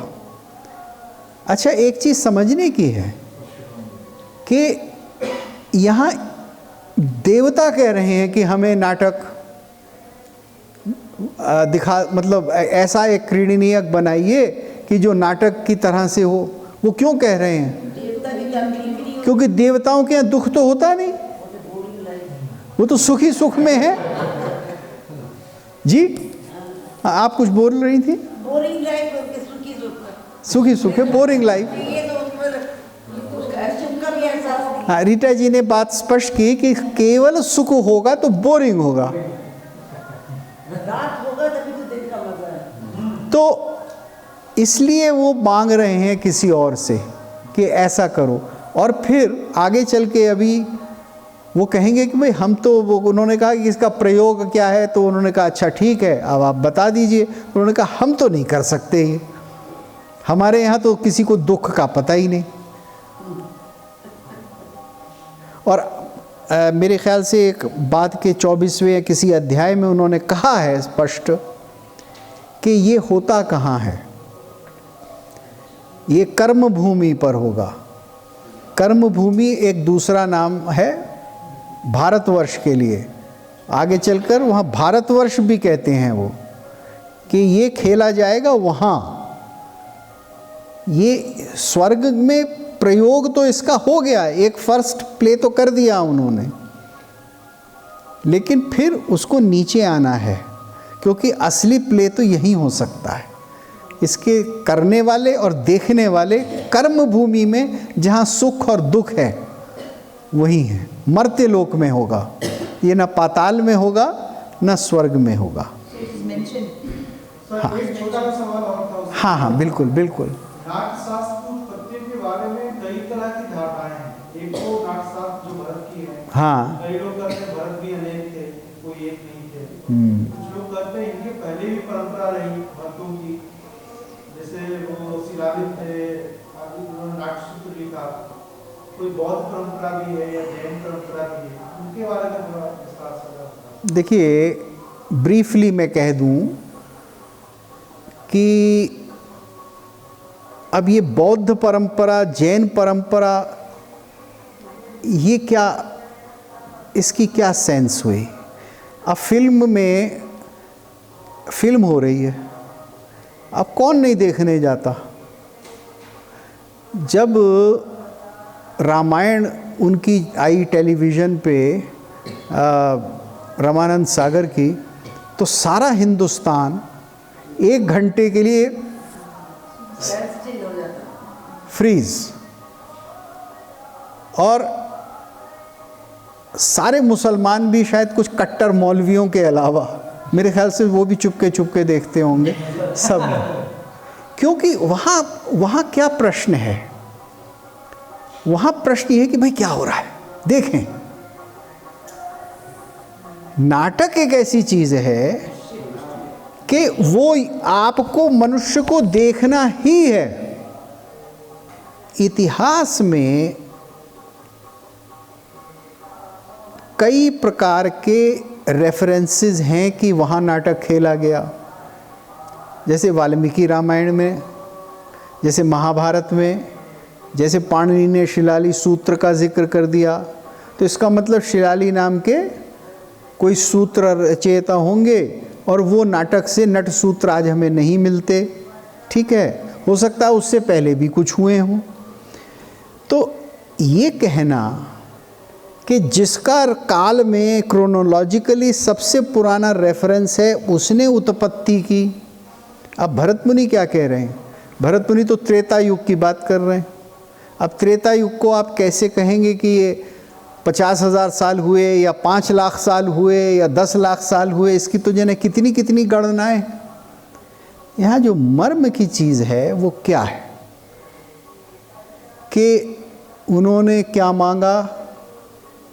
देखिए, एक तो हिस्टोरिकल रेफरेंसेस हैं कि इस आर्ट फॉर्म को जब खेला जाता था तो उसके बारे में हमें कौन कौन सी रेफरेंस मिलती हैं। तो जैसे पाणिनि मिल गए एक, पाणिनि से पहले मैं तो समझता हूँ कि भरत मुनि पाणिनि से भी पहले के हैं, क्योंकि मनमोहन घोष एक बहुत बड़े विद्वान थे। उन्होंने ये दिखाया कि नाट्य शास्त्र के अंदर ऐसे कम से कम 25 या 26 प्रयोग शब्द हैं जो पाणिनि से पहले के हैं। तो इसका मतलब इस शास्त्र का कुछ ऐसा हिस्सा भी है जो पाणिनि से पहले भी सत्ता में था और फिर उसको भी भरत ने लिया। मैं आपको ये बता रहा हूँ कि भारतवर्ष के अंदर जितने भी शास्त्र हैं या जितने भी ग्रंथ हैं वो किसी एक अमुक एक व्यक्ति के द्वारा एक ख़ास काल में लिखे हुए नहीं माने जा सकते। जैसे हमें पता है कि एरिस्टोटल कब हुआ, और एरिस्टोटल ने अपना ग्रंथ पेरिपीतिकी अबाउट पोएटिक्स कहाँ लिखा, कब लिखा, और हमें ये भी पता है कि एरिस्टोटल कहाँ पढ़ाता था। ठीक है, मैं महीनों रहा हूँ उस स्थान पर जहाँ वो पढ़ाते थे, एथेंस में। अब वहाँ छोटी मोटी बिल्डिंगें हैं, गार्डन वार्डन है, जहाँ उनकी एकेडमी हुआ करती थी। तो हमें इन लोगों के विषय में काफ़ी कुछ पता है with a certain sense of certitude. But in India, the texts were written over a long period of time. Bharat मुनि तो खुद कह रहे हैं कि ये मुझे तंडु से मिला, तो इसका मतलब तंडु पहले हुए। भगवान ने कहा कि आप इस इतने प्रकार के जो करण हैं इनकी शिक्षा तंडु से लीजिए। अब तंडु ने जो शिक्षा दी वो आज इनके पास है। तो ये सारे ग्रंथ इस बात का प्रमाण है कि ये एक गुरु परंपरा है। पश्चिम में मुसीबत ये होती है कि उनके दिमाग में आता है ये इसका रचयिता कौन है, who is the originator, who wrote it first, from where did it come. यहाँ ऐसे प्रश्न हो ही नहीं सकते। क्यों? क्योंकि हम लेते थे गुरुओं से, उनका रेफरेंस देते थे और आगे हम कह देते थे कि अब आगे ये पढ़ाएंगे। जैसे इन्होंने अपने 100 पुत्रों के नाम दे दिए भरत मुनि ने। तो ये सवाल जो सिखाए जाते हैं, पढ़ाए जाते हैं, इनको आप इस दृष्टि से देखें कि भारतवर्ष में किसी शास्त्र की ऐसी परंपरा नहीं है के जो ओरिजिनेटर हो। अर्थशास्त्र है तो उसमें तो उन्होंने कहा है कि ये 3-4 लोग हैं, 3-4 मेरे पूर्वाचार्य हैं, मैं इनके मत को दे रहा हूँ, और वो ये कहते हैं मैं इतना मानता हूँ उनकी बात, आगे इतनी बात नहीं मानता। मेरे ख्याल से तो ऐसा है। ये इतने परंपरा को आप देखेंगे तो आपको समझ जाएंगे कि यहाँ इस तरह से चलता रहा है। हाँ छोटी सी शंका और थी। हाँ हाँ बिल्कुल, बोलिए बोलिए। जैसे हमारे यहाँ श्रुति परंपरा रही, हर चीज को सुनने में, सुन के याद करने में, याद रखने की परंपरा रही है। वो श्रुति परंपरा हमारी जो लेखन परंपरा में कब तब्दील हुई, उसका कुछ मोटा मोटी आवाज वगैरह। Oral tradition. चलिए, अब समय ख़त्म होने वाला है तो आपको बहुत ही ब्रीफली मैं जवाब दे दूं कि ये दोनों परंपराएं निरंतर चलती रहीं, और श्रुति का अर्थ सुनना तो होता है, लेकिन किसका सुनना? हर चीज़, हर ज्ञान की परंपरा का सुनना अलग था। वेद को श्रुति कहा जाता है, वो इसलिए कहा जाता है कि वेद जो था वो सिखाया जाता था सुना के, और सीखा जाता था सुन के, इसलिए वो श्रुति है। वेद के बारे में ऐसा भी है कि वो लिखा भी जाता था, लेकिन उसका प्रयोग नहीं कर सकते थे। आप पूछेंगे क्यों? क्योंकि जब आप कुछ लिखते हैं तो उसके भ्रष्ट होने की संभावना अधिक होती। पश्चिम के लोग इस बात को नहीं मानते, क्योंकि वो कहते हैं हमने प्रिंट कर दिया, अब वो तो प्रिंटेड एडिशन है, वो तो लिख ही दिया, वो तो मैन्युस्क्रिप्ट है। अरे मैन्युस्क्रिप्ट लिख दिया कैसे? हर 25 साल 30 साल में मैन्युस्क्रिप्ट को कॉपी करोगे तभी तो मैन्युस्क्रिप्ट जिंदा रहेगा। आपने भूर्ज पत्र पर लिख दिया तो भूर्ज पत्र की कितनी आयु होती है? They were constantly recopied anywhere in the world। जहाँ पेपायरस था वहाँ भी, जहाँ लेदर के ऊपर लिखा जाता था वो भी, तो उसमें गलतियाँ ज़्यादा होती थी। तो भारतवर्ष में वैदिक मंत्रों के लिए एक तरीका निकाला गया कि उनको केवल मौखिक रूप में सिखाया जाएगा। उसमें भी तो लेकिन गलत उच्चारण के हो सकते हैं, कोई मिस कर गया तो हैं? उसमें तो मिसकैरेज हो सकते हैं। जैसे नहीं। आयतें पढ़ते हैं मुसलमान के बच्चे। आप, इनका प्रश्न ये है, नहीं देखिए, हम तर्क से चलें, हम किसी प्रकार के अनुमान से नहीं चलें। हाँ गलती हो सकती है, लेकिन अगर आप उसकी प्रिकॉशन लें तो नहीं होगी। अब प्रश्न ये है कि वेद के बारे में, वैदिक संहिताओं के बारे में कोई प्रिकॉशन ली गई या नहीं ली गई? ली गई। वो ये ली गई कि जो वैदिक पाठ है, ऋक पाठ, उसको सिखाया गया। अब उन्होंने कहा साहब इसमें गलती हो गई, अगर तो कैसे पता लगेगा? वो तो कहेगा हमने अपने गुरु से सीखा है, गुरुजी ने तो यही बताया था। अगर अग्निमीडे पुरोहितम की जगह वो कह रहा अग्निमीडे पौरोहितम, तो कैसे पता लगेगा? वो कह रहा है मुझे तो यही सिखाया। तो उन्होंने कहा हाँ तरीका निकालते हैं। तरीका ये निकाला गया, और ऐसा अद्भुत फूल प्रूफ तरीका निकाला गया कि जिसका संसार में कोई उदाहरण नहीं। उन्होंने कहा कि एक मंत्र को 8 प्रकार से बोल हम सिखाएंगे, अष्ट विकृति में। अग्निमीडे पुरोहितम, अग्निम अग्निम ईडे पुरोहितम, इस तरह से 8 प्रकार के पाठ होते हैं कि एक एक शब्द को बोला जाएगा, पहले को, दूसरे को, तीसरे को। इसके विषय में आप पढ़ सकते हैं जटा पाठ, पदपाठ, तरह तरह के 8 विकृतियां कही गई। तो अगर एक परंपरा में खो गया, किसी से कुछ गलती हुई तो दूसरा बताएगा भाई ऐसे नहीं ऐसे। तो वेद को इस तरह से प्रिजर्व किया गया। और दुनिया के पश्चिम के भी जो बड़े से बड़े वेदिसिस्ट्स हैं वो इस बात को फैक्चुअली मानते हैं कि जो टेक्स्ट आज से हजारों साल पहले था वो आज है, इसमें कोई संशय नहीं। बड़े से बड़ा पश्चिम का, हार्वर्ड का, ऑक्सफोर्ड का वैदिक स्कॉलर इस बात पर कोई संशय नहीं करता। वो और बहुत सी बातों पे डिबेट होते हैं, आर्य आए या नहीं आए, कहाँ से आए, संस्कृत कहाँ से आई, इस पर बहुत चर्चाएं होती हैं निरंतर। लेकिन पाठ क्या था हमारी संहिता का, तो ये भारतवर्ष ने एक इतना अद्भुत प्रयोग किया अष्टविकृति के द्वारा।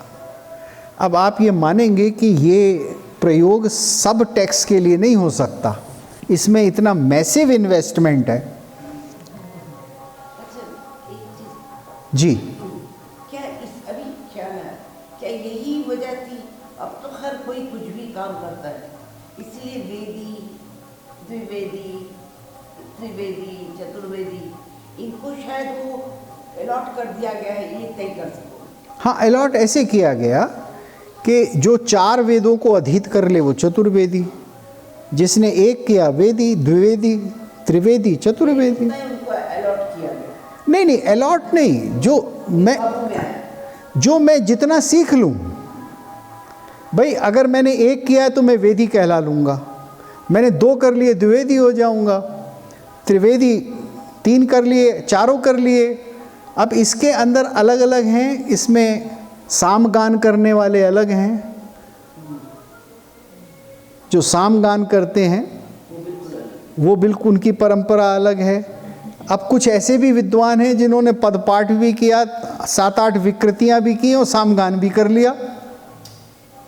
तो इतने विलक्षण लोग भी होते हैं, ऐसी प्रोडिजीज भी होती हैं। तो ये इसको प्रिजर्व किया गया। अब हम कर क्या रहे हैं आज, हम उस टेक्नोलॉजी को नहीं समझ रहे, और उस टेक्नोलॉजी का कोई मॉडर्न एप्लीकेशन कहीं हमें करना हो तो हम उसको यूज़ में करना नहीं चाह रहे। हमने एक पूरा उसका डिस्कोर्स बना लिया है that it was a waste of time. अगर वेद का पाठ और वेद का क्या कहते हैं प्रयोग इन तरह से नहीं रखा गया होता तो आज वेद नहीं होता। अगर आज वेद नहीं होता तो मॉडर्न फिलॉलजी नहीं होती, कंपैरेटिव फिलॉलजी नहीं होती। आपको ये नहीं पता होता कि संस्कृत और प्राचीन यूनानी और लैटिन भाषा में क्या संबंध है। पूरा इतिहास विश्व की भाषाओं का हमारे सामने नहीं होता। ये केवल इसीलिए था कि उन बेवकूफ़ ब्राह्मणों ने अष्टविकृतियाँ बनाई। So all these evil Brahmins are to be thanked for preserving this great system of knowledge. Is factual. There is no other way. Bharat ji, is it हम लोग का खत्म होने से हाँ, नहीं, अभी समय है हमारा 5-7 minute. The main problem that we are facing is the हम लोग सब पढ़ लिख लेते हैं, रबिश पढ़ाई जो कर लेते हैं बाहर जाके, is the problem with the burden of the western methodology की समझ नहीं। देखिए, वेस्टर्न मैथडोलॉजी of research ये है problem। Western methodology has been developed by West for a very simple reason. These were colonial powers. They wanted to govern people of Asia, Africa, Middle East, all over the world, and they were intelligent. They wanted to understand the thinking of those whom they wished to govern.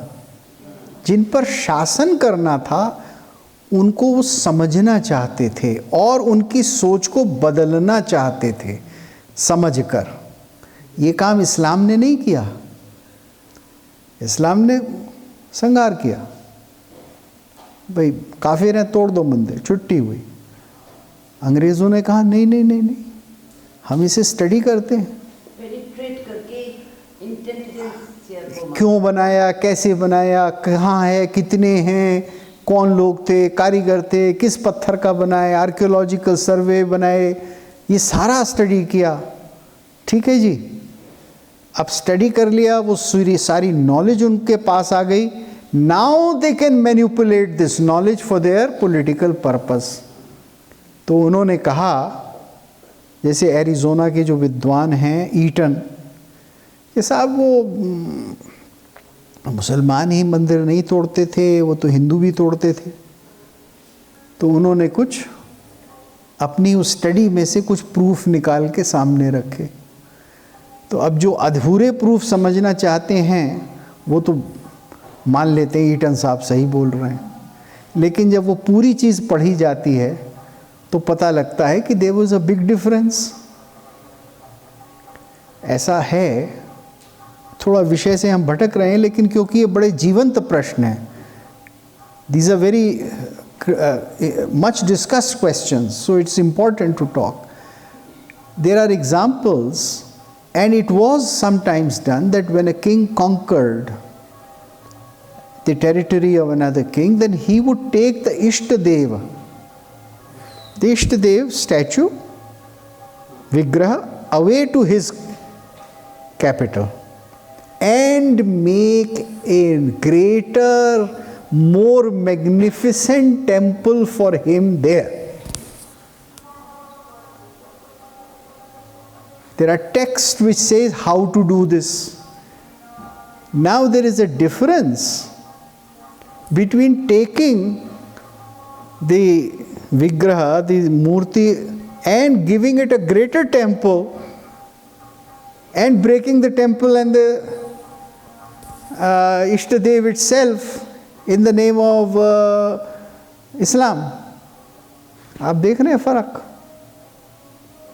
So most people, I mean, there are dozens of articles written on this. I keep reading it. And Romila Thapar and various other people are never tired of saying that Hindus also broke the temple. No, it was not breaking temple.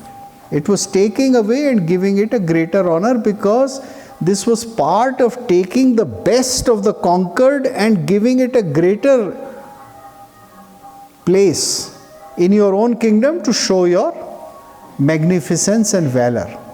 Kali Murti which was brought to Rajasthan by the Not only God, but even artisans were taken, dancers were taken, musicians were taken. Tansen was taken from Rewa, ordered कि चलिए वो उनको हमारे आगरा भेज दीजिए।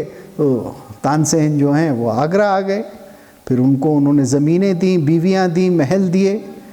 तो अब एक तो ये है कि साहब आप कह रहे तानसेन को लूट लिया, लेकिन लूटा थोड़ा ही उनको तो और उनकी और इज्जत बढ़ा दी, उनको चेले दिए, उनकी परंपरा है, सेनिया घराना है आज। So that was an entirely different system. It was not a system of plunder, and certain temples were, or temple devatas were taken in that. Well, thank you very much, and we will start tomorrow.